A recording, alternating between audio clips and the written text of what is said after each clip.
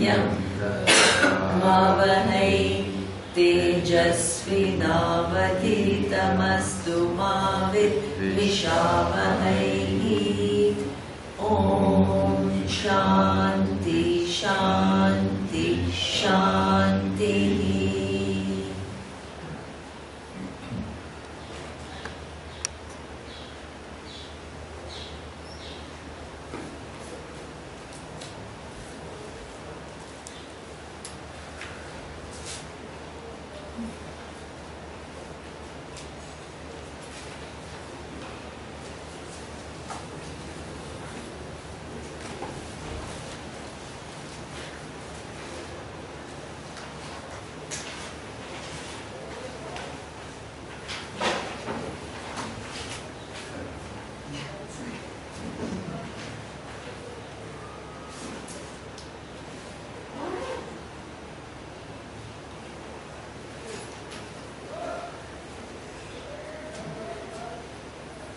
So I want to start, we saw Ishvara as what? All knowledge, which is also there when what? The Samashti causal.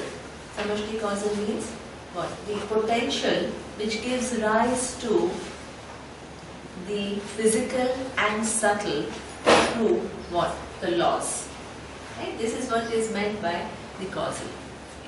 And the laws are actually manifestation of this all knowledge. So therefore, when we look at the how these galaxies are organized, that insight into the all knowledge is already organizing those galaxies. It doesn't wait for us to know it, right? It's already doing it.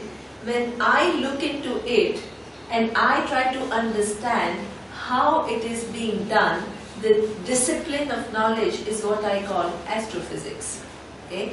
Any discipline of knowledge, there is no such thing called secular knowledge and spiritual knowledge. All that is here is Ishvara. Any knowledge that you gain is one aspect of what? This Ishvara. Please change this dichotomy, this whole, as long as you hold the vision of the world as spiritual, material, good, bad. They are two different things. We are talking about one entity which encompasses everything and is free from everything. Please understand that, because otherwise you will never get Vedanta. This material spiritual divide is so deeply ingrained in people, and that keeps you from seeing the whole creation in its entirety and to embrace everything and put everything in its own place. Okay? So that is what we understood, that every knowledge, right, any knowledge that I acquire, okay, the physical anatomy is something which is already, the cells are combined, right, in a highly intricate manner to make different organs. It's already there. That all knowledge that Shona was asking is already there. It's already making my kidney what it is, right? It's already making my liver what it is. It's already making my respiratory system what it is. When I go to medical school, what am I doing? Learning and rediscovering it. You're not rediscovering. In fact, from your own mind, it is not known. Right? From the standpoint of your own buddhi, it's not known. So what are you doing? You're shedding your ignorance. Okay? And when you come to know, this is how the body works, you are getting insight into this all knowledge, what? From the standpoint of what? How the body operates, and you give it a name as what? Physiology or medicine. You understand that there is all knowledge which is already making each organ what it is. And you spent 8 long years in medical school to figure out how it works. There is already this highly intricate design which makes your eyes what they are. That is Ishvara. and you become an ophthalmologist, right? To understand what are the different parts of your eyes, there is this retina, how does it connect, how are all the different parts of your eyes work. So if something is gone wrong, once you understand how the whole system works, what can you do? You can repair it, right? This is what a doctor is.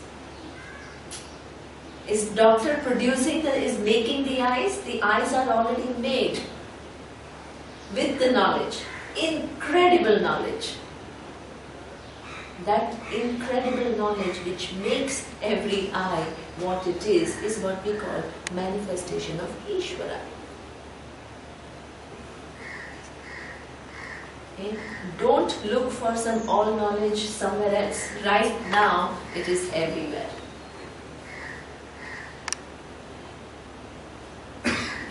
So this is what any insight into any reality is, really looking at Ishvara from a given standpoint.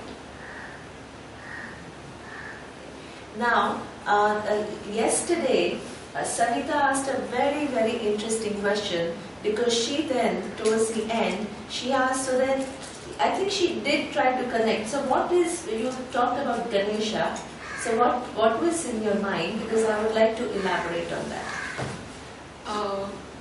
While you were explaining how I got this image that all knowledge, Ishvara is there. But for us human beings to understand the functions,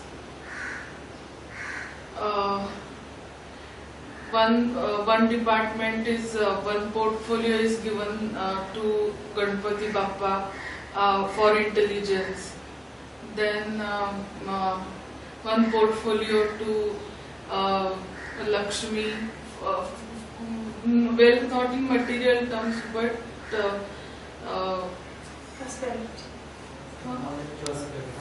yeah. So portfolios are created so that I, as a human being, I understand it, because I, as a human being, I may not have greater potential to understand all knowledge, but at least I should know if I want something related to intelligence, where I should go. That is that's exactly what it is. Okay, this what she is saying is absolutely right. Okay, so when it's all one knowledge, I give it a different name in terms of physics, biology, physiology, psychology. It is all my understanding into what? That one aspect of that all knowledge and all power. Okay, when it comes to my own life, what she's saying is absolutely right, right? I have certain desires, okay, and I want things to happen. Everybody wants to succeed in life. Okay? So therefore, I have a certain desires, I want to accomplish something, and then what?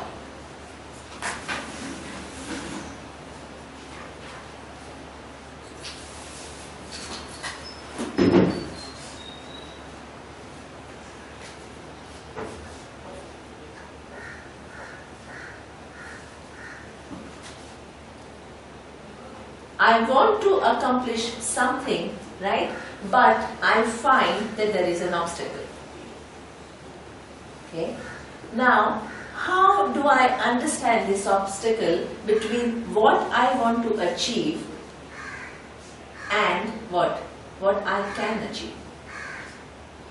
So that means there is a law which governs, okay, whether I can achieve everything that I want to achieve or not. So that law which governs that, I give it a name, just as I give a name, physics, biology, anatomy, to that aspect of the law, I give a name called Ganesha. Ganesha is called Vigna Raja and Vigna Haraha. Vigna Haraha means, Vigna Raja means the one which gives you a different obstacle, but why? Because he wants it? No. In form of your own karma phala, the result of your action. But to this Ganesha you pray for what? To take away the obstacle. Okay, so that means that all knowledge and all power with reference to my life is evoked as what? That entity, the law, which takes away the obstacle, right, in getting what I want. Okay, so I identify that law, I give it a name, and I pray to that. Targeted prayers. Everybody is interested in wealth. Please don't call it material. You know, this Diwali went, and we all, this is Vedic culture. We put Lakshmi and we welcome Lakshmi. You know, we put all these diyas and we say, please come to my home. We don't reject it as something which is material. There is no such thing called material. Please take that out. If one thing that you want to take from this retreat, forget this dichotomy between material and spiritual. The whole Vedic culture is based on this one fact that all that is here is one and that is divine. There is no such thing called material and spiritual. The culture is based on that. Okay? You welcome Lakshmi because Lakshmi is a resource. It's an amazing resource. With that Lakshmi, you can do many things. You can choose what you do with the resource that is given to you. Lakshmi enables you to what? Educate yourself, have a decent place to live, educate your children, be of help to others if they need it. When you have resources, you can extend yourself. When you yourself are struggling, your life goes in just acquiring enough. The greed is a problem, but Lakshmi as such, greed is your own creation. Lakshmi as such is a wealth.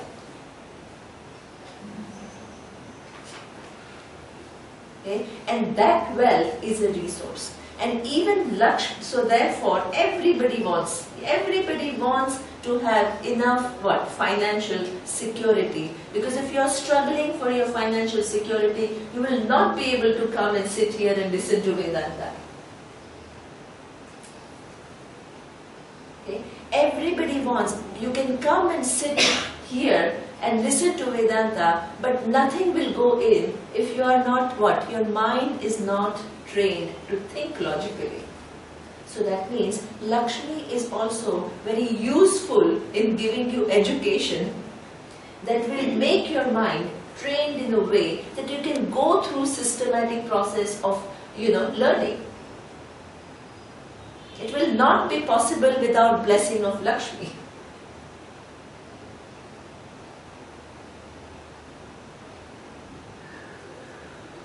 Okay. And you also need what? Certain inner wealth. Inner wealth means what?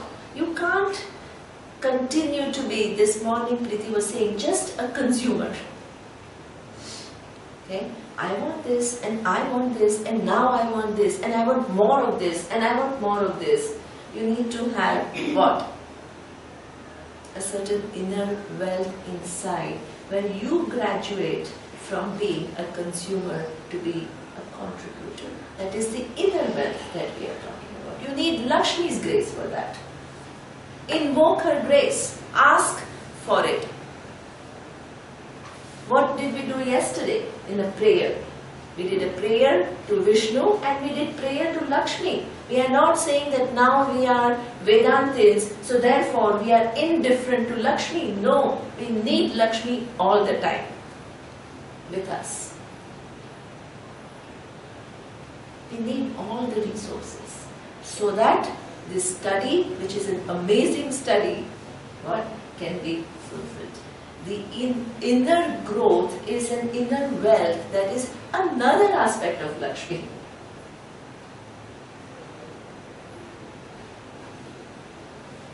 Okay. So therefore, that I say, let me change from being a consumer to be a contributor.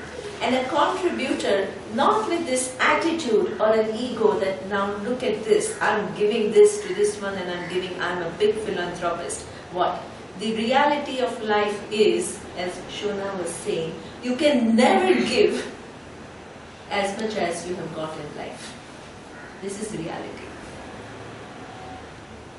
You're constantly receiving grace right now. Air is coming to you with that you can breathe,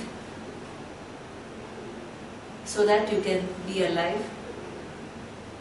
You're getting the sun, blessing of the sun, so that your life is possible, you're comfortable.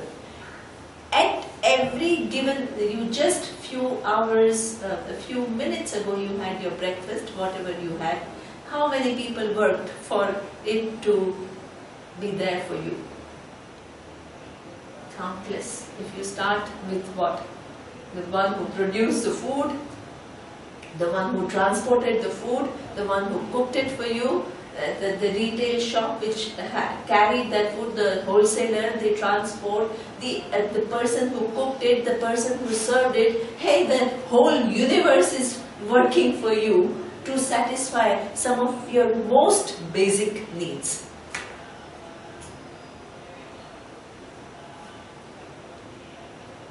And you take it all for granted. You don't even think about it. Okay. So therefore, you are receiving so much, you don't think about it. One little thing that you wanted to receive and you didn't get it and you are all upset. And you call the world so unfair. Hey, where is your objectivity?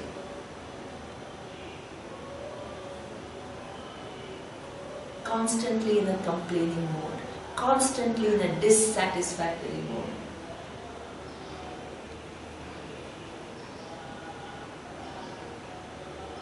Okay. This is something, this is a shift. For that you need inner wealth. You ask Lakshmi, ask for her grace, so that you can change, you can transform as a human being. Change your drishti. See things more objectively. You need Lakshmi's grace. And that is what the whole culture in Diwali, you put a Lakshmi, this Diwali, it was very interesting. Neeru says nobody leaves home on the Diwali day. And I said, why? In fact, I didn't even think about it. She says, yeah, because everybody does puja to Lakshmi and welcomes her. So everybody wants Lakshmi in their home. They all light up everything so that she can come in. She's welcomed. She's not, if this amazing grace comes to you and you say, oh, this is material, I don't want it, will it stay with you? Think about it.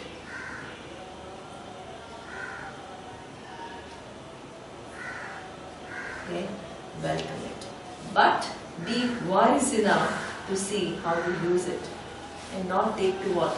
The greed. The whole search in life is more and more of more is your angle. It's not Lakshmi's fault. Lakshmi is just a resource. But your obsession with that resource for your personal gratification is your problem. So what do you have to do? You have to reject Lakshmi. You have to change and see its right value.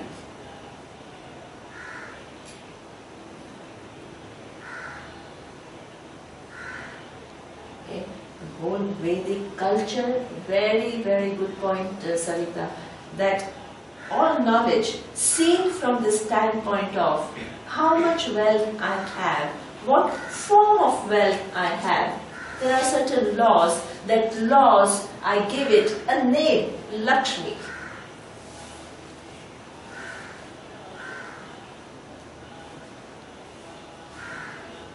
Okay. The same all knowledge, and in fact even the wealth that you have itself, what? The laws are giving you wealth. Many people are wealthy here, but in different degrees, in different forms. Somebody is wealthy, what? Being a professional, another one is their own business, somebody is a CEO. They all have different sources through which they get wealth. That is the whole thing, that is the arrangement. This is where we say the laws at work. They have wealth, but through different means.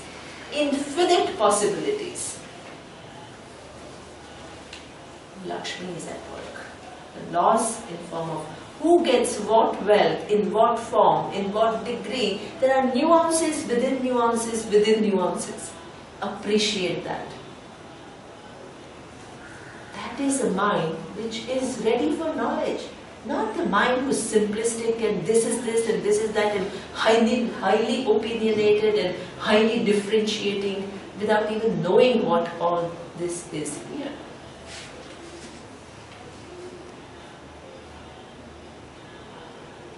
Okay. You have what? Everybody is sitting here and you need intelligence to understand what Vedanta is talking about. Because it's not a simplistic teaching. You require a certain fine thinking. Okay. But who decides? Can you say now I want to reset, as Neeru was saying, this setting that I had is not good, right? Let me reset. Like a computer, I reset everything, reprogram, and then what? It can do what I want to do. Can you reprogram your brain totally from 1 minute to the other? It's a slow process. Yes, as Surya was saying, there is what we call this neuroplasticity, where your brain also changes. It's not constant, but it takes time. It doesn't happen overnight. Okay? So that means there are some laws which govern who has what intelligence and how much of it. Those laws is what? All knowledge governing different people's intelligence, and what type, I give it a name, just as I give a name, physics, anatomy, I give another name and I give it what? Saraswati. All knowledge seen from a given standpoint. The intelligence which I am interested. Please don't say I'm indifferent to it all. You cannot be indifferent to it all. You invoke the grace of Saraswati to what? Give you a clear mind. A mind which is capable of engaging in inquiry. Okay? As Surya was speaking in the morning during meditation, he was saying our mind's habit is to stay at a very superficial level without understanding the totality of anything. Okay? We just move saying, yeah, I understood.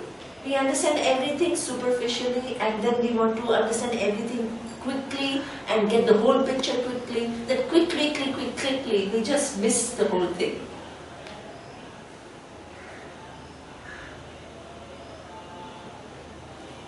From that superficiality, you have to what?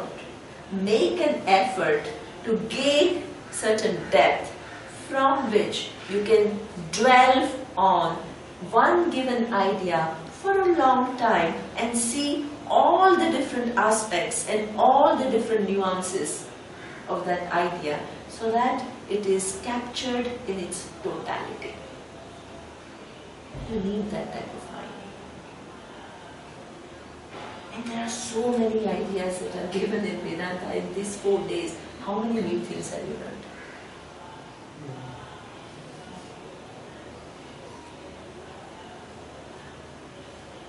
Okay. Each one has to be what? Dwelled into. But not only that, its connection with the other also has to be seen. Which is not just, this tick, all well, superficial things and getting caught with very small things, seem very big and very big things I missed out in life. This is how our whole life is. We make huge issues out of small things. And because our mind is so preoccupied with that, right, big things are totally disturbed in our life. So you need a mind with a perspective. You need a mind which is able to dwell into things with its totality. You need a mind who is able to see the connection between one idea and the other and use it all to create one whole vision, one coherent vision.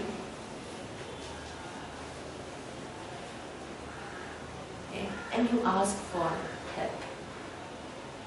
Because you can't do it overnight. You ask for grace of what we call Saraswati through your prayer. You use your free will to ask for that help. All knowledge seen from the standpoint of the laws which governs your intelligence is what we call Saraswati. So that means, please, if anybody tells you that Hinduism has many gods, that is not true. It has one thing which is all knowledge and all power. But it sees that all knowledge and all power manifesting through many different laws. And it gives it a name so that, as Savita says, relating to it becomes easier.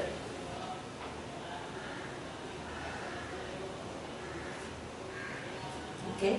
So this is what, that causal is only one, seen from many different aspects.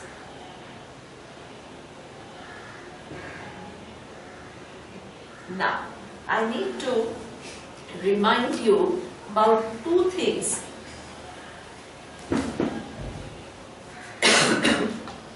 One is what we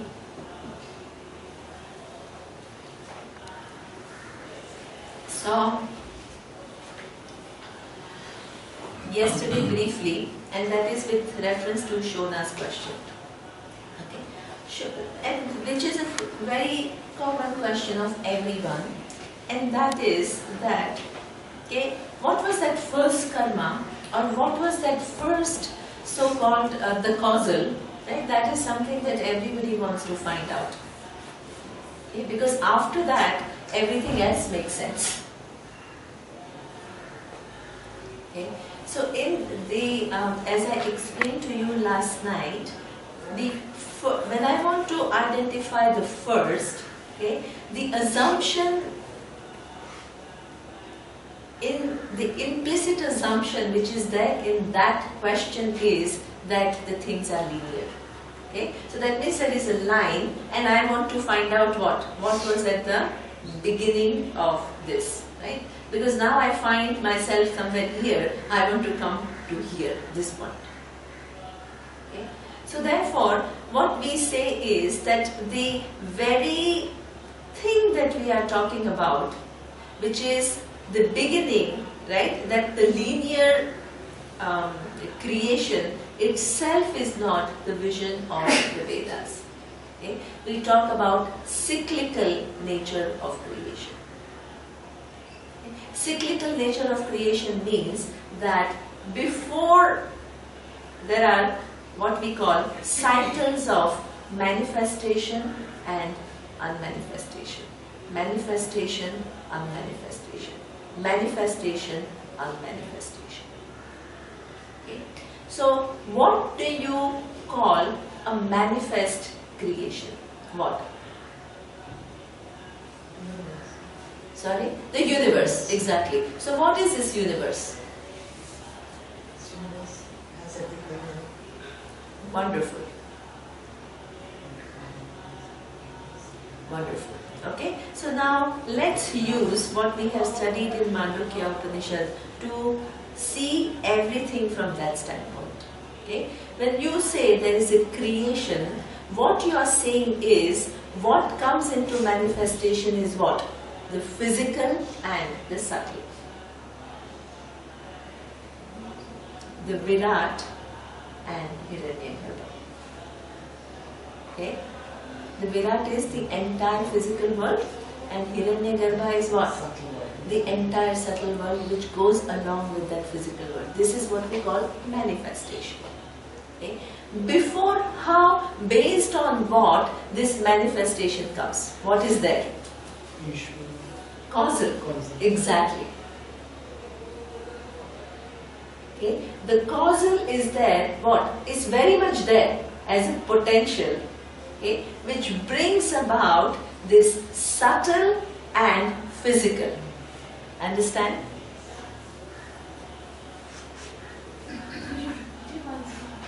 Okay.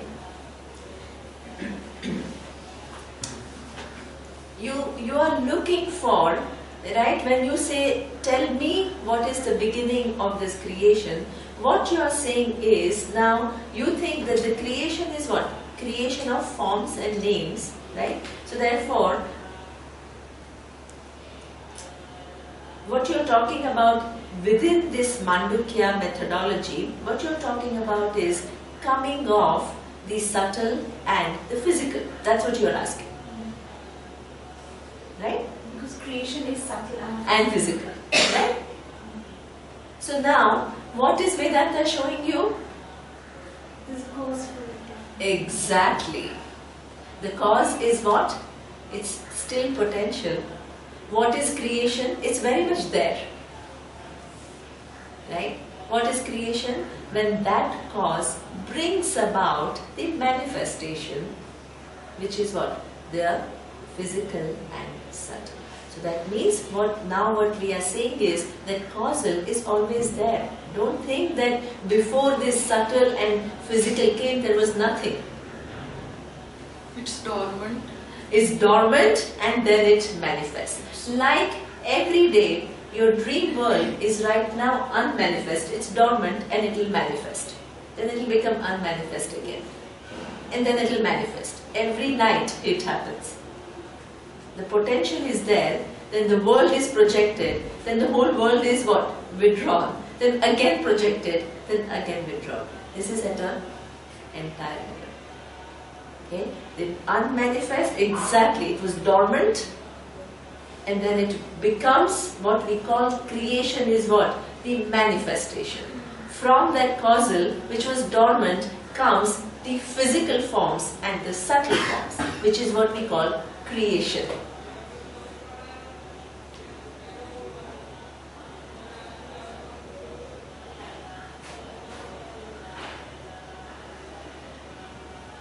Do you understand that?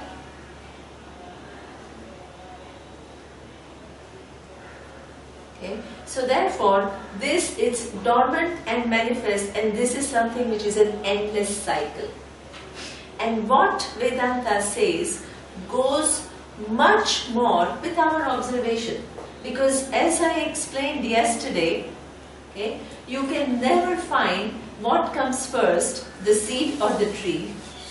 You can never find what? If there was a linear beginning, you should be able to find what? One thing which is beginning, but you never find it. Okay?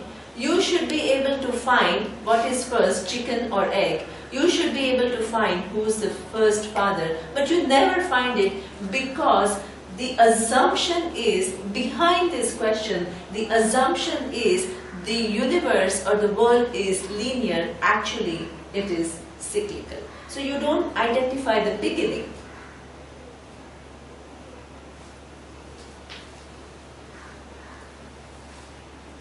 It is cyclical. The second thing is that, let's say, for us, the beginning of this cycle is what we call Big Bang. Okay? The Big Bang is when the entire universe just became manifest. Okay? So you can ask the question, what was there before Big Bang?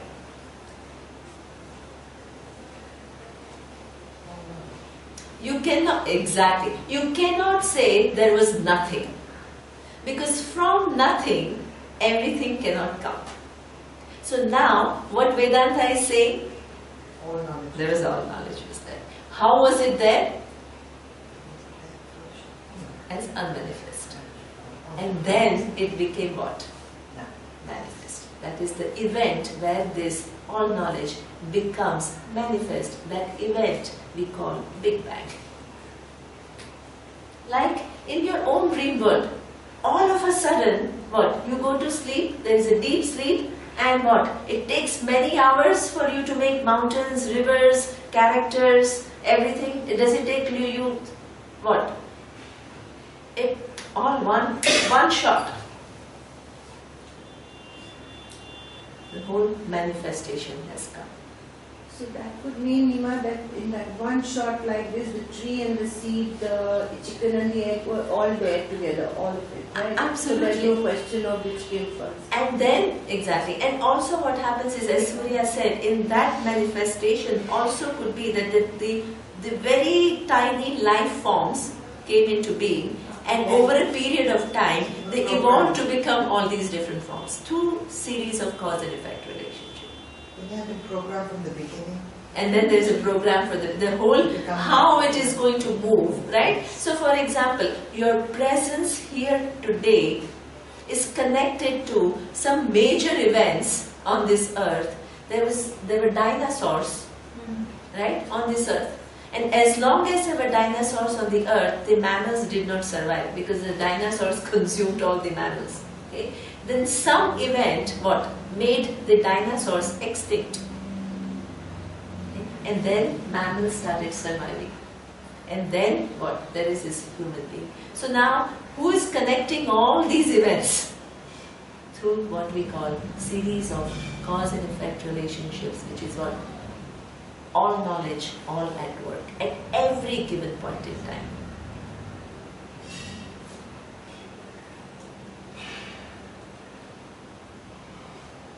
Okay. So this is what Ishvara is. Ishvara, as Rashna very rightly said, that is the only way, right, that I can understand and I can make sense of the universe, because science is stuck. They don't have answers because they have an assumption which itself is what? They don't have Ishvara and they don't have the understanding of cyclical nature of creation. So they are stuck.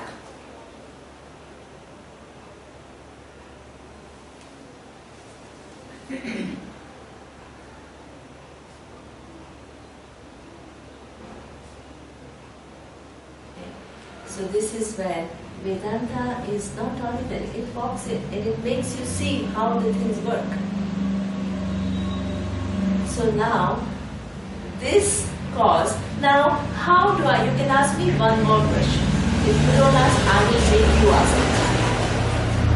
Okay? How do I know that there is this cycle of manifest, unmanifest, manifest, unmanifest, manifest, unmanifest? Excellent, excellent, Rashna. Excellent. What she said. Very good. Because we see it happening in the world all the time, in our day-to-day.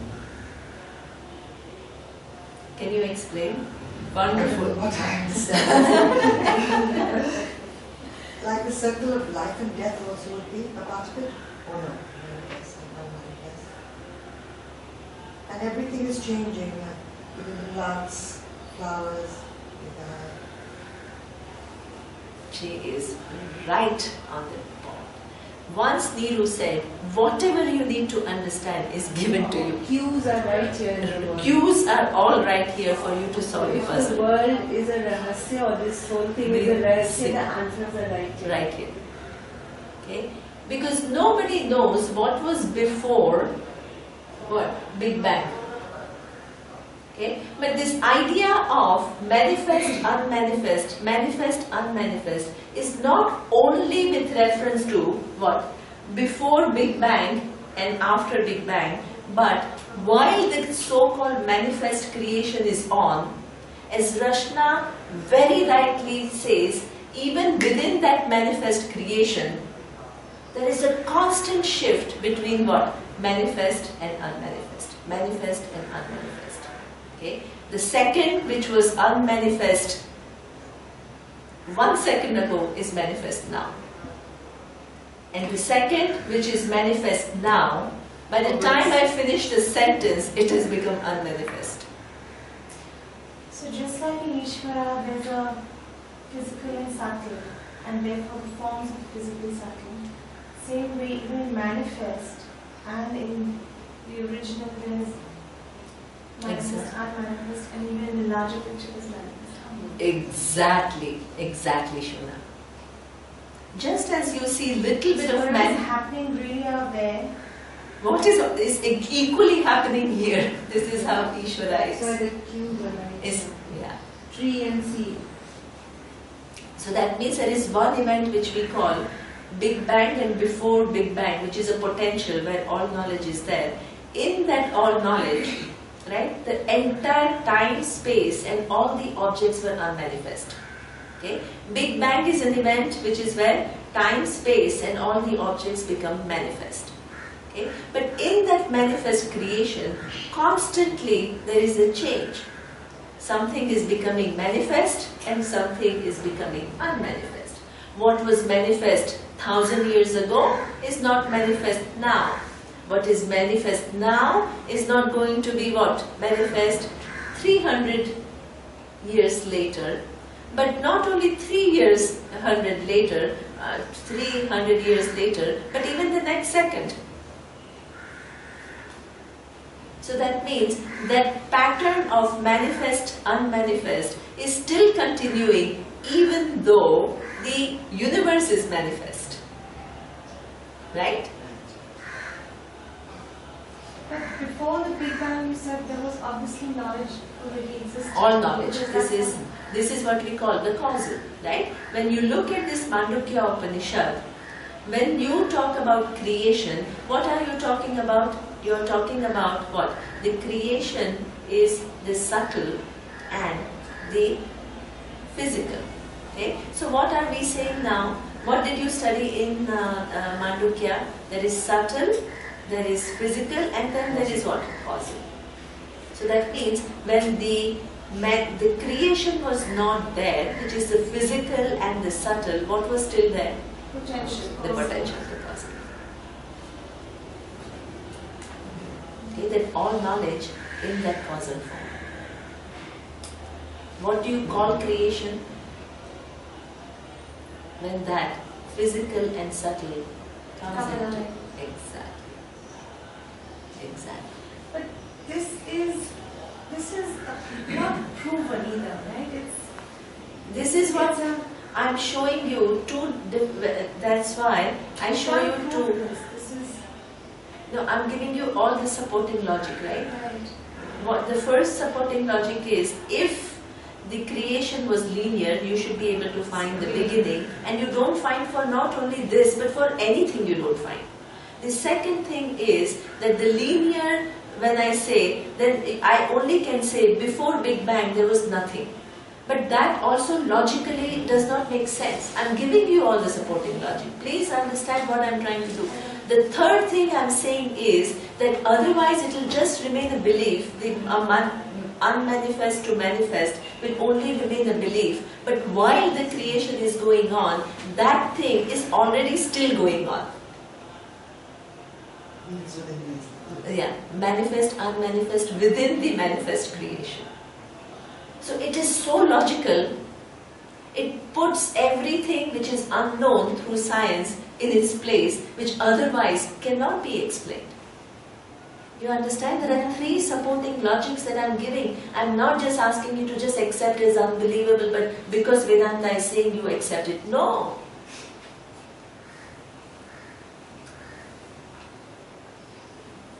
See how reasoning has a huge place in Vedanta. Because as you say, if everything can be proven by science, you don't need Vedanta. So what is the value added of Vedanta? It makes you see something which is exactly not available for perception and inference. But if it is valid, right, you cannot contradict it by logic. So we use logic very extensively to make you see that it's not a loose statement that we are making. That's the whole methodology of Vedanta. Otherwise, anything that comes to your mind becomes, yeah, that may be true. How? It can be just your fantasy. How will you examine whether it is true or it is not true? It's all there for us to pick up. Exactly. So Vedanta makes you what? Open. It's all there. It's all very much there. You live your life totally what? Oblivious to it. Can I ask you a question, Neema? Supposing I were to realize my potential at this moment, would I I should actually technically have all knowledge because I'm pure potential, but I don't. That is true. How would that be? How can you That I have already taught to them, right? The thing is, it's very simple. Okay? Right now, there is an intelligence which is making your neurons tick in a way that you can ask this question. Okay? So that intelligence is a much bigger intelligence which makes your brain what it is and gives a certain a programming to that brain that this is what it can do. Okay? So that means beyond your intelligence, which is your intelligence right now, where you know some things, you don't know some things, you can know some things in the future. Okay? There is this whole arrangement which is all intelligence, which designs your little intelligence. So that is where, so this is where what Neeru was saying yesterday, where there is Vyashti, where is your little intelligence, there is what? The all intelligence, right? Organizing your neurons and giving it a possibility to ask this question and remove the ignorance. Okay? Both are what? There is a cover. There is an all intelligence, but from your own standpoint, what is there? There is avarana. There is a cover. Because even though it is there, you don't see it. But you can ask the question and you can remove that what? Avarana, so that you can see it.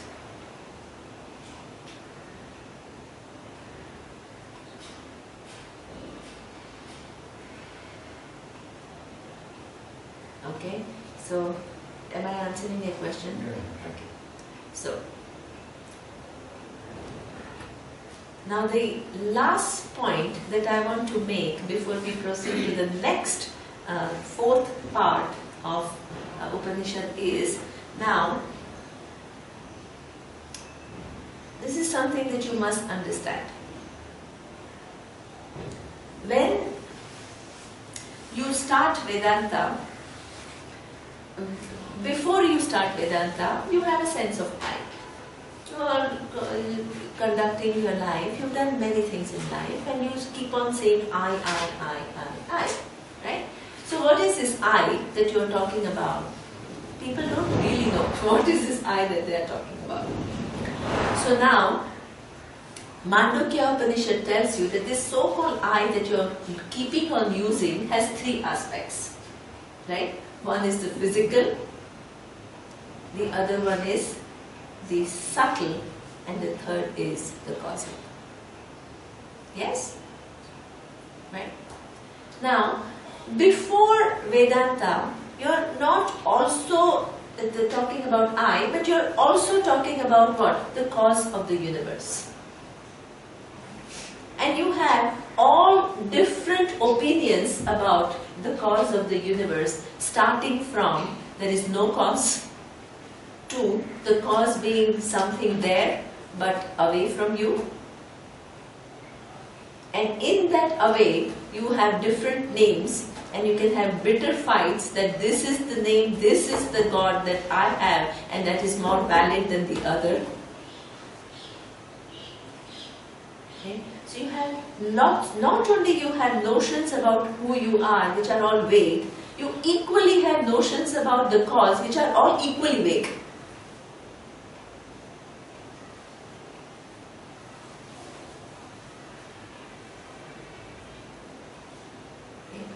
What is Mandukya Upanishad showing you about Ishvara?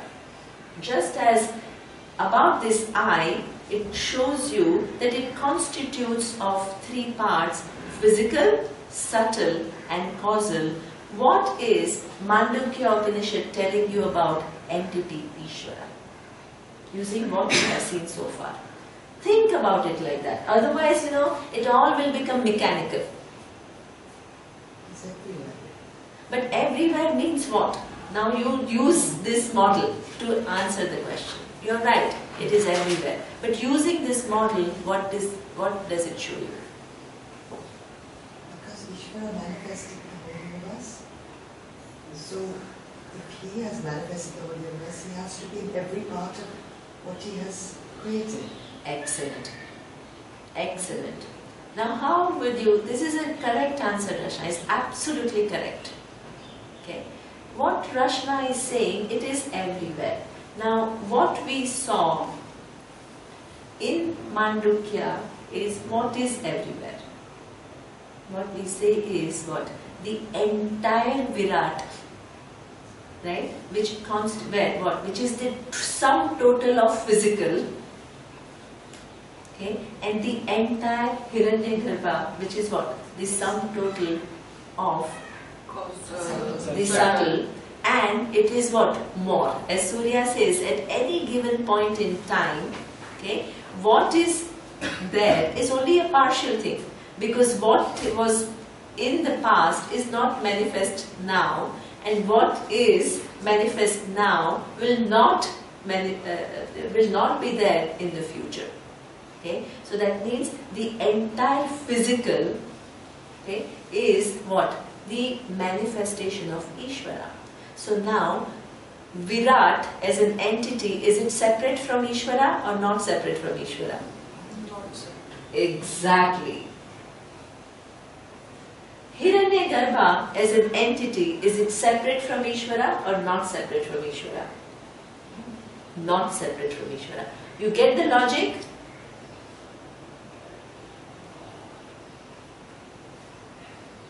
Not totally. Okay. Just a bit. Okay. When I say that from that causal, Physical and subtle is Ishvara. yeah, so what is Virat? The total physical. Right. Right? And this, And what that is Ishvara? The total subtle. That also includes who? You little. Yeah. Right? So that means when I say now with this, using this model, what is Ishvara? Ishvara is all knowledge and all power, which is what? The cause of the universe, which is in the potential. When the world manifests, what? It is what? It is physical and subtle. Ishvara becomes what? Yeah, the total physical and the total subtle, within which what? Your little, yeah, your little subtle is there and your little physical is there. So it's a big circle like this, and then like this. Absolutely. In it. Actually, I would love to draw There is that. a board. Yeah. There is a board. The stand is outside. There is a ball and stand outside. Yeah, that will be lovely to see. Just figuratively. Figuratively. I'm trying to. This is Exactly. This. Yeah. And this will again have a small one. This will have a big one. But then pen, you have the pen is also. Yeah, get the sign. Markers. But the pen, Yeah, the pen, that's the question. Markers. It's not on that board. It's not there. Maybe the office See has the it. cover, just have a look at the cover. Look at this cover. The office will have. Instead of the stand. Yeah, this stand is good. Or I can. it's okay like this. Yeah, or I stand is good. It's nice to stand up with it. But there's nothing in there. And is there no pen? Office. Ask the office. Nothing in here. Uddhav, can you run to the office and Yeah, ask for I'll the get the pen. marker? Mark. Yeah. Looking at the stand. Yeah, stand if it is there. It's good. Okay. Otherwise, it's okay. Because otherwise, two information everywhere remains one thing, and all these things that we have seen, subtle and physical, is not incorporated. This is where you need a brain which incorporates everything. Otherwise, ideas remain all separate, ideas not connected. So Virat is the entirety, everything in the universe. Physical. The physical. Entire physical. So then, yes, obviously that is also Ishvara. And then, after that you said, Hiranyagarbha is Subtle. the functioning Which is also- of that Correct. Virat, Yes, the way it functions, which is very subtle. yeah, It needs the causal to manifest. yeah. Once you manifest only then it can come in. So the causal is there, it permeates into every little being, and you say even us, the small little being that we are. Ishvara is permeating. Can we Yes. imagine? Can we think of it that see this Virat or physical is more static, and Hiranyagarbha is more dynamic in the sense because its expression, it will keep on moving, it will keep on changing, and because of which the Virat may also change. Exactly. Absolutely. Stand is really very. Thank you. Okay, no problem. This is enough. Okay. So now, from a simplistic understanding and superficial understanding of these three things, Vyashti, Samashti, to a more coherent and more nuanced understanding of it all. Very important. Otherwise, all these different parts stay not connected, not creating a coherent vision. Okay. So now, what did we see? Now you have to tell me, and then I will lead you through the whole process. What did Mandukya Upanishad start with? Om is everything. Om is everything. And then the second? I is equal to Brahman. Exactly. I is equal to Brahman. Perfect. Right? Then what did it say? I has 4 parts. I has 4 parts. Uddhav is excellent student. Okay. Now, what is the first part? Because he goes out in the afternoon and he studies everything, right? Again. And before he came, he told me he studied whole Mandukya Upanishad. So, and he didn't understand. And revises, he goes to the stall to have tea. Okay. Now, Uddhav, you are an ideal student. You have everything on your fingertips. Okay. So now we said, okay, this Atma has 4 parts. What is the first part? Physical. Huh? Physical. Right? Now, this physical. So what is this?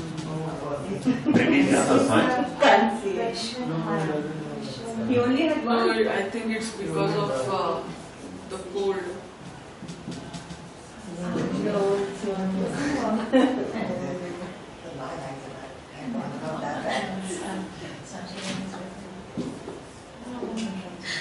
Surya is not writing. So, is it multiple things? Okay, yeah, so I can just write it. So during the break we'll figure out. Yeah, during the Yeah. break we'll figure out. Because I want to, before I move to the 4th part, which I think I will do in the next class, I want you to understand this whole thing very completely. Okay? That So- is more handy. Your paper. Yeah, Karika, yours is. more handy than. And it has that thing, so it is good to. Give it to. Yeah, give me. Thank you, thank you. Your board. So our eyes are on your lovely pad. Okay. Surya, you want to do the writing job? Somebody else has a good handwriting? Who has a good handwriting? Okay. So now, the Atma has 4 parts, and the first one which we saw, the physical. Right? Everybody is with me? Yes. And the physical itself was divided into what? 7 numbers and 9. Yeah, that is true. But that initially it was divided into what we call Vyashti, Oh, yeah. right? And then Samashti. What did we call Vyashti? Vishwa. The individual Vishwa. And what did we call the Samashti? Virat. Right.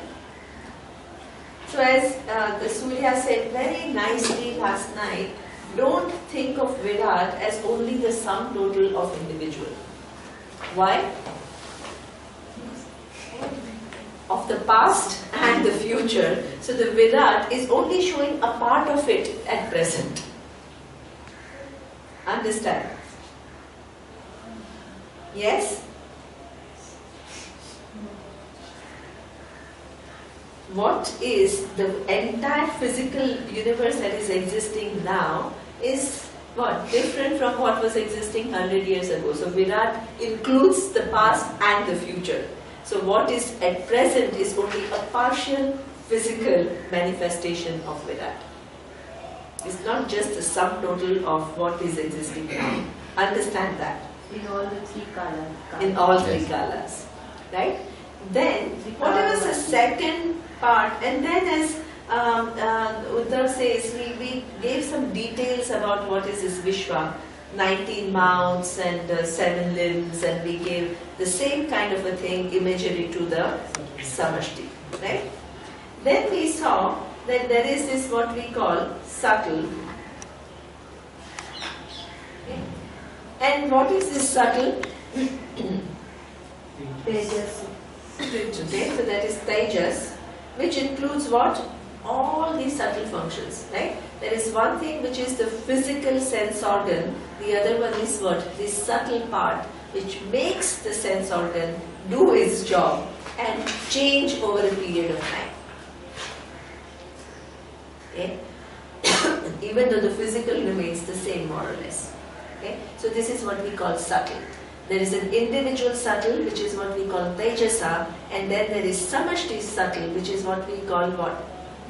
Hiranyagarbha.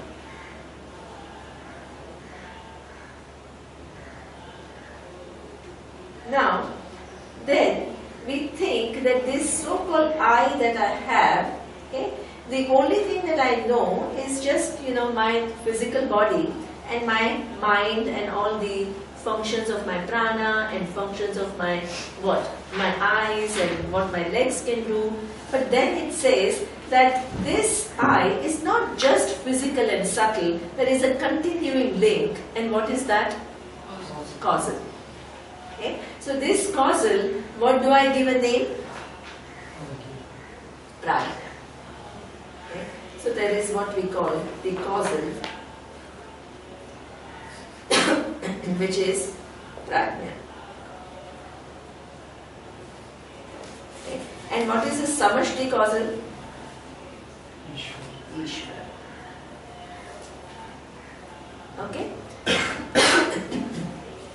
Now, if you want to understand it simplistically, you just say, okay, now there are now how many entities you will get? 6. You will get 6 entities. But we are talking about 1. Right? So you need to collapse all these 6 into 1. How? Okay? The key is Ishvara. Excellent. Very good, Shoda. Okay? You start with Ishvara and you say, what is this Ishvara? All knowledge.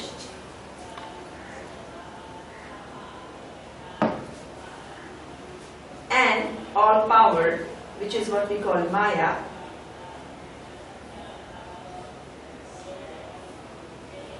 Okay? Which is in a potential form before the manifestation.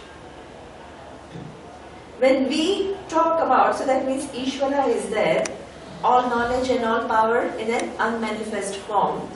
What is so-called creation that we talk about? It's manifestation. The manifestation. Manifestation means what? Physical. Physical and subtle. Right? So this all knowledge, which was in a potential form at the time of the manifestation of the universe, what? When she says it became everything, what does this everything, what does it mean with reference to this model? It became physical, subtle, causal. Exactly. Causal, it was already there. So it became... Right?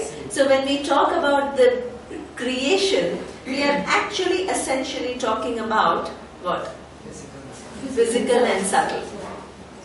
Okay? So therefore, now this all knowledge we saw was the, not only what? The maker but also the material cause of the whole creation. What does it then mean? As Rashna says, that same all knowledge started now manifesting as what? Hiranyagarbha, which is what? All the subtle, which makes your eyes what they are, which makes my eyes what they are, which makes an elephant's eyes what they are, which makes the insect's eyes what they are. So now, the same all knowledge was manifesting through what? This subtle, through what? And that subtle is expressing through what? Physical. So the same all knowledge also became what? Virat, the physical, right? When she says all knowledge is everywhere and everything, what is she saying? All knowledge is what?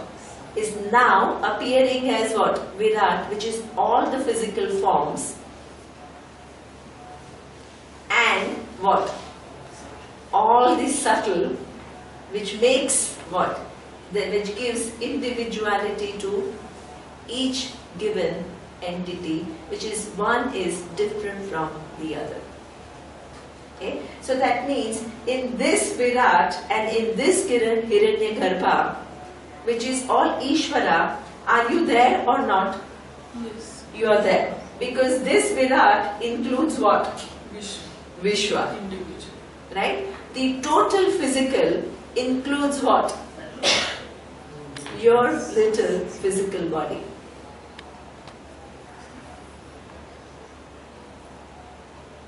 Right? The total subtle includes what? Your subtle body. Okay? So therefore, up to now, this Ishvara is all knowledge, but you are giving what? It different names with reference to what? Manifestation.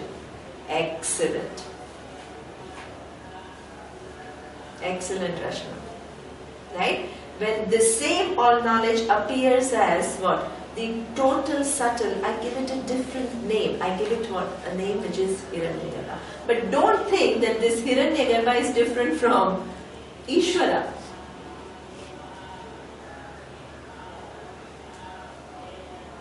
Okay. When Ishvara manifests as all physical forms, I give it a name called Virat, but this Virat is not different from what? Ishvara.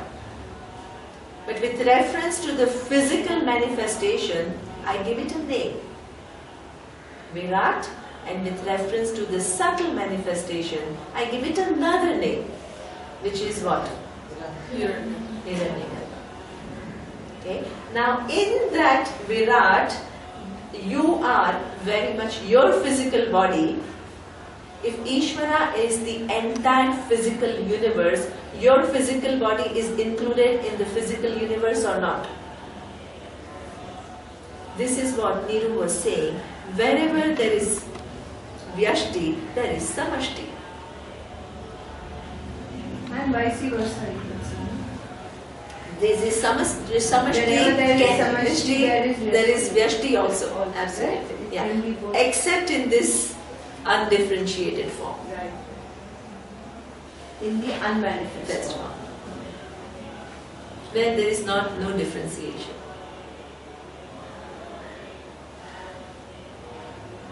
Okay? So now you don't have 6 entities. You have collapsed everything into what? The different aspects of Ishvara, I give different names. Right? Ishvara with reference to what? The entire physical universe that I see, I give it a name, Virat. Ishvara with reference to entire subtle universe, which gives all the different functions, different minds, different respiratory functions to everything, is what I give a name, what? Hiranyagarbha. And in that totality, your individuality is also included. So all this we have consumed up to now. If you are a little bit alert, the 4 we have absorbed as Ishvara. And Ishvara is here, which is all knowledge and all power. Okay? What about this causal prajna? Huh? Is that individual causal body? In the larger. Exactly. Right? So that is the individual causal body, which is within the, what Uddha was saying was the cause of the cause. Right? This is which Shakti of Ishvara creates this causal? Maya. Who said? I'm very impressed. Okay, this all knowledge and all power, okay, has the capacity, but twofold capacity. What are the two capacities?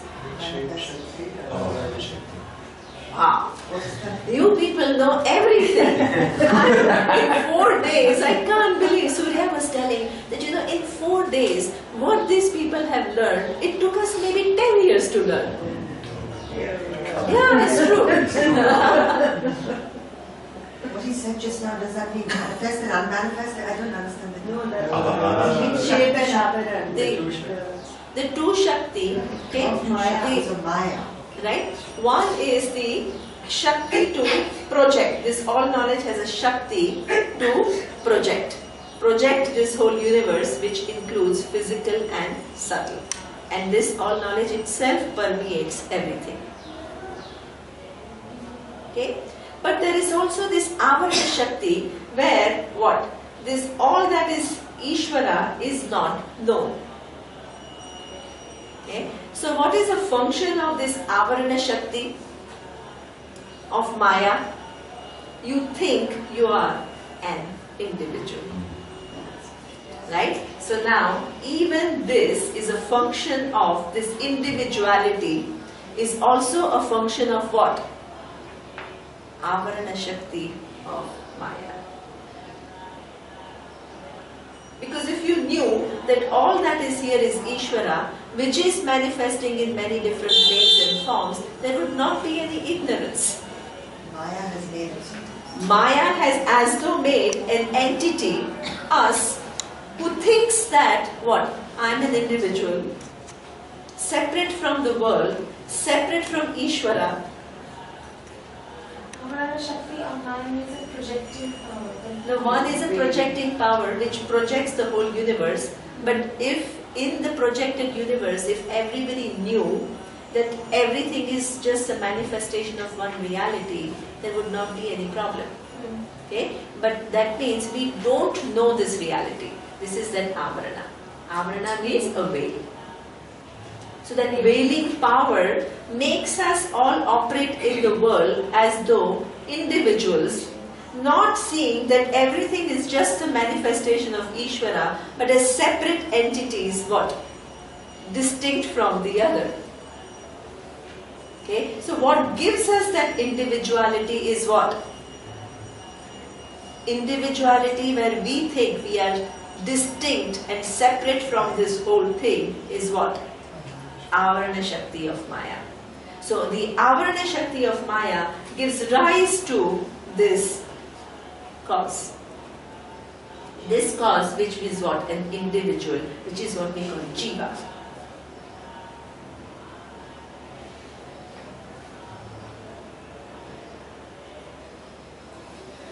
So this causal is also within what? Ishvara. The entire arrangement is all within all knowledge. Different aspects of all knowledge. All knowledge, what? Manifests as what? The physical and subtle, which includes your physical and subtle, but from your own standpoint, that reality is veiled. So you think that I'm little individual. As long as you think you're a one individual away from Ishvara, you first of all don't even know what this individuality is, and you don't even know what Ishvara is. Now if you understand Ishvara accurately, what will you include in this Ishvara? Everything. Right? So the 6 are all reduced to what? 1. Neema, am I right in thinking that the way you explained it, we started with the physical individual, took the whole explanation to Ishvara, and then with Avaran came back to the individual. So Yeah. This is also cyclical. This is also exactly because because within if This this whole is the reality. explanation and understanding is also cyclical. No? No.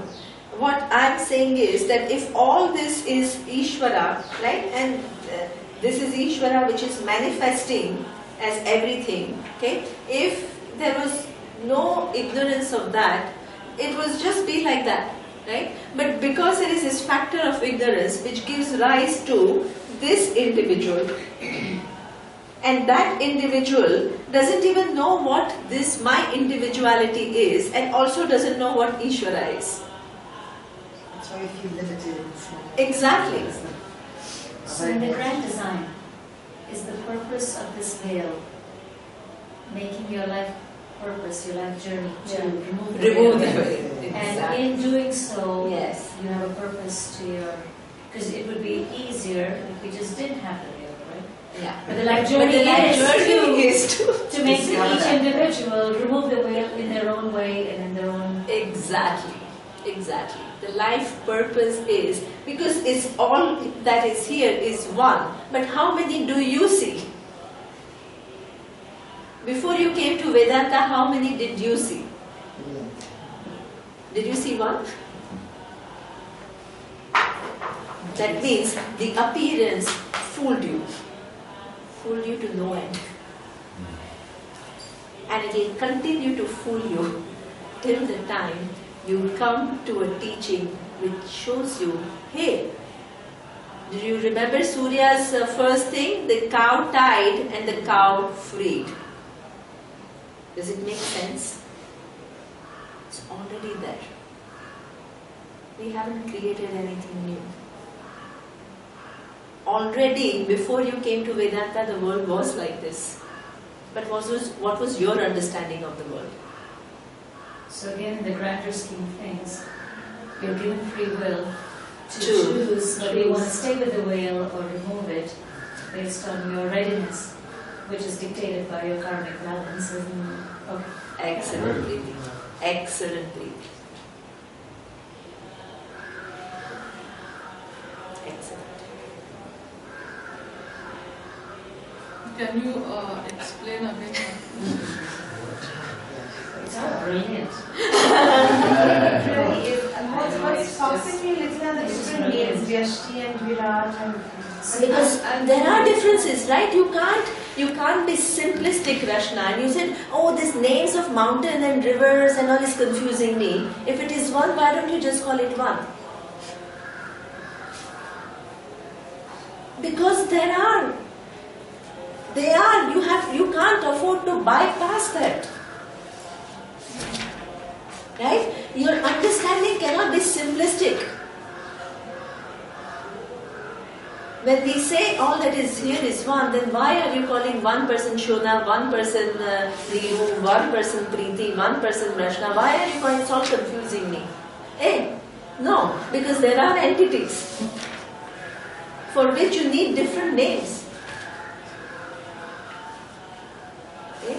We are not trying to collapse those entities. We are saying, in spite of all these differences, there is what?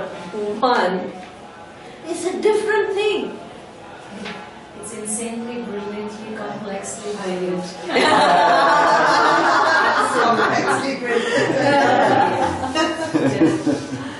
It is incredible.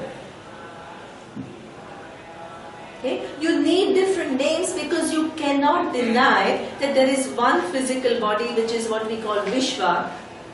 We cannot deny that there is one individual subtle mind called Tejasa. You cannot deny that my physical body and my subtle body is coming because of my causes, which is what she is saying, my karma. You cannot deny that. We are not denying it.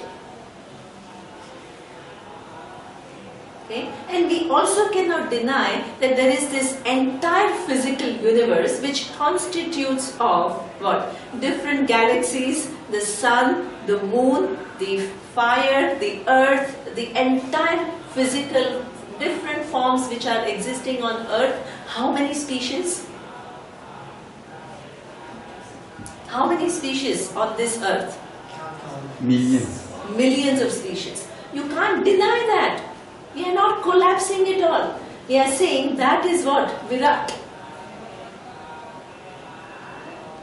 You need different names because everything is existing. We are not collapsing everything.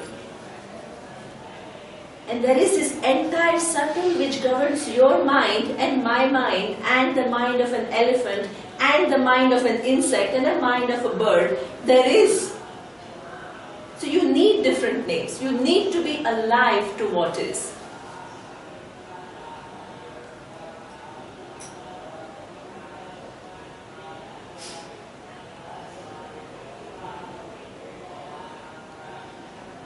Okay.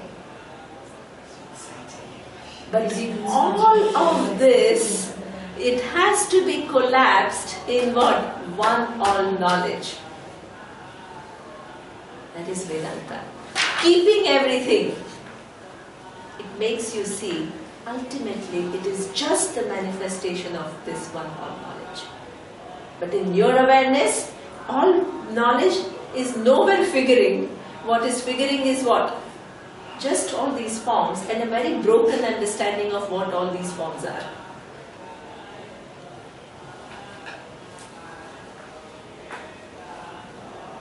Is it clear, Shana? You need, because all this is there. And if you want to understand, Ishvara is everything, it's a true sentence. But what we understand by everything is something so simplistic. We don't understand when we say everything, what all it entails.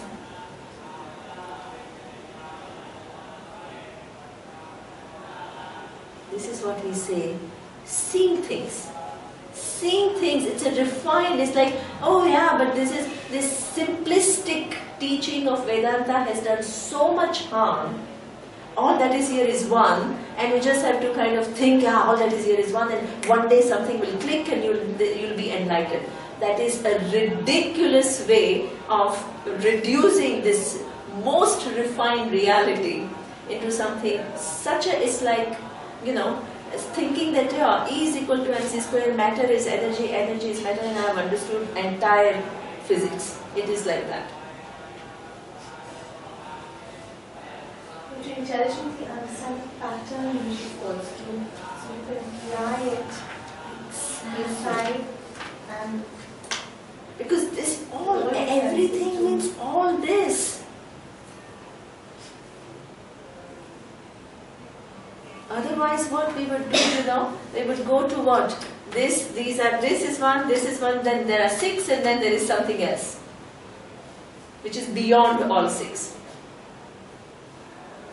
And you think, I've understood everything about it, I understand. Then you mug up, now what is Vishwa? Because the Vishwa term is confusing me. But if you understand that within that total, there is one physical body, and then there is the entire physical universe. There is And something beyond this 6 also. Yeah. Okay. Which is the last part of Vedanta, the most important part of Vedanta. But before we go to the most important part of Vedanta, you need to understand this. There is a 4th part, which is still remaining. Right? Because as Uddhav he knows very well there are 4 parts. So if you stop here, he will not let you stop here.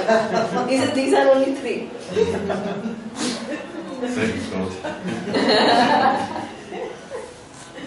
We have a student who studied the whole Mandukya before he came here. He knows what is to come.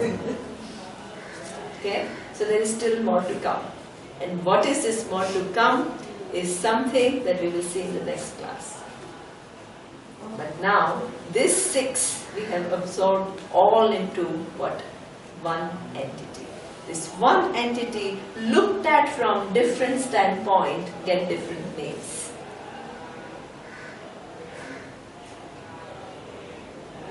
Now, Ishvara and Shakti, which is Maya, are one, right? Yes.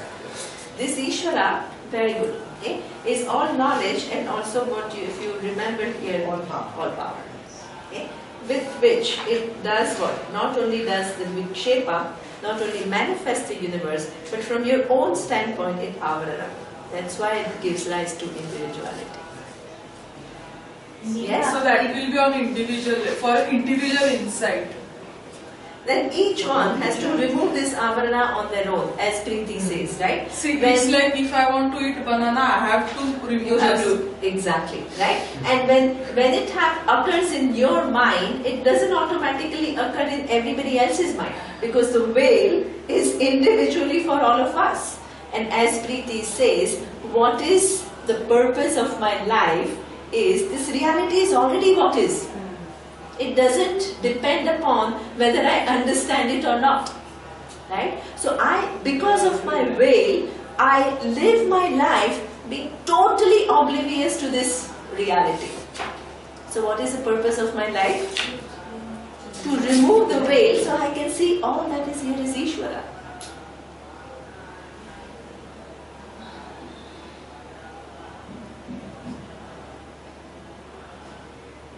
But if Preeti removes her ignorance, does it mean Buddha will also get it? Because this prajna are how many? Is it one? There are many. Countless. Right? So each individual has to remove that veil on their own, with their own effort and their own initiative. And in so doing and in so living, the kind of choices you exercise create your own balances, which in turn keep creating your ability in future to live the life and create the karmic balances, etc., right? Which predispose you or not. Exactly. What Preeti is saying is absolutely right. What she is saying is that this prajna, which is the causal, is what? Your own karma. Okay? Now your own karma gives a rise to this physical body and this mind with which you are actually looking into this reality. Right? Now if this body and mind is totally engaged with what? More money, more this thing, it's not available to understand, question one's understanding and to re-understand the world and one's role in it and one's position in it. Okay? So the better karma you have, more opportunities you get using this physical and subtle body to undo this whole puzzle. That's what she's saying.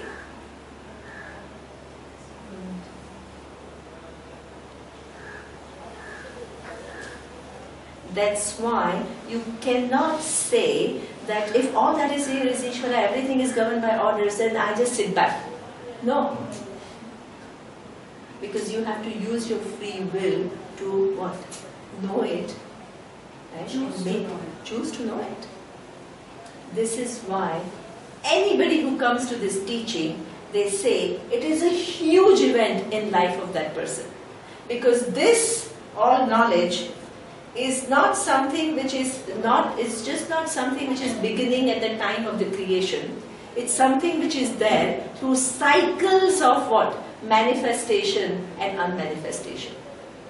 So until you solve this problem, this individual entity and all its karma will also what? Continue to be there. Manifest, unmanifest, manifest, unmanifest.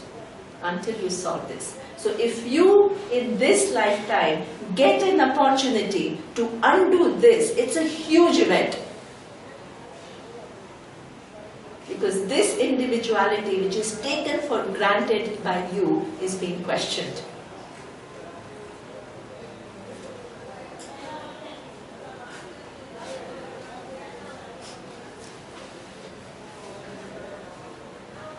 And that is why also living by the laws that govern. Exactly. So you live by those laws. Absolutely. You're merging with Yes, absolutely.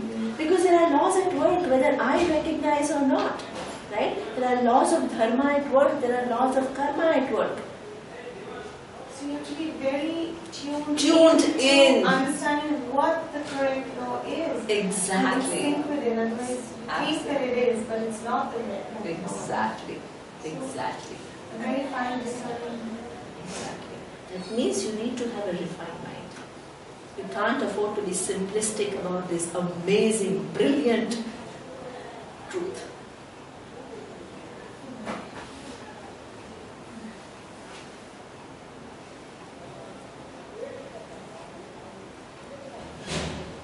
Okay? So this class, now, the fourth part is still remaining. Now, what could it possibly be?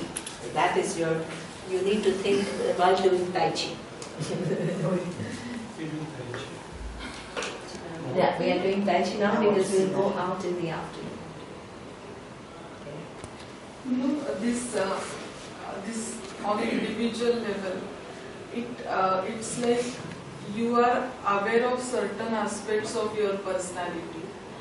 They are manifested, and it's like a part of iceberg that is manifested, and most of it is not manifested. And over the journey of your life, you keep on getting insight into it. Like 5 days ago, I was not aware that I will understand this. Then she kept writing to me, oh, my husband is Gita, he's a psychiatrist and he's studying Gita, but I don't understand all of this spirituality at all. So I tried reading it, I've tried studying it, but I don't know. Will I be able to understand? I said, yeah, you come, you will understand. And he keeps on telling me that you will understand. You will understand. And the first class she says, oh no, this is too difficult, I don't understand. In the second class she says, oh my God, I'm beginning to get what you're saying. So this is what. So that it's like revealing to your own self. But that journey has to go on. If you decide not to Avaran Shakti, use it's it. so powerful. Yeah, if you don't want to use it, then it will be there. Like it will be there. Exactly. It will be there. Actually, really use it in a very refined way to remove it. Yeah. And you have to remove it. No, you are doing wonderfully, Rashna. You are getting everything right. Like it's like सितारों के आगे जहाँ और भी है. So don't restrict yourself to this. This learning, I mean, the clarity. It's like the veils also have many layers. Many layers, exactly. So this is, we are in primary. So you lift the primary veil up first.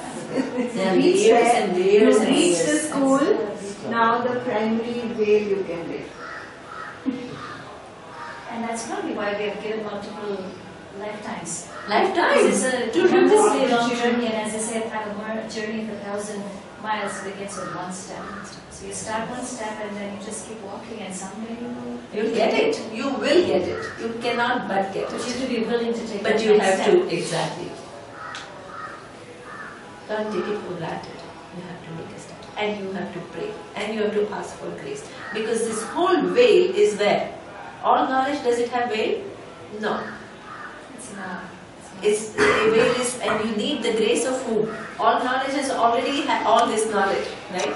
It has given you the buddhi with which you can actually solve the puzzle.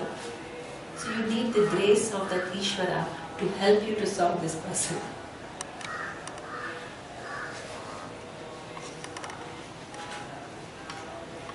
Because it's what she said, I think what the words she used was like amazing. It is complex and this thing. And then the word that is beautifully put. Yeah, it was really beautifully put. Very, very nice. Yeah, it was very well put. Very clearly. Yeah, very clearly.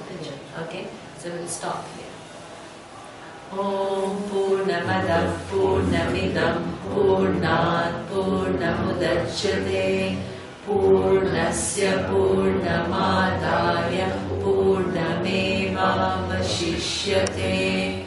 Om Shanti Shanti Shanti.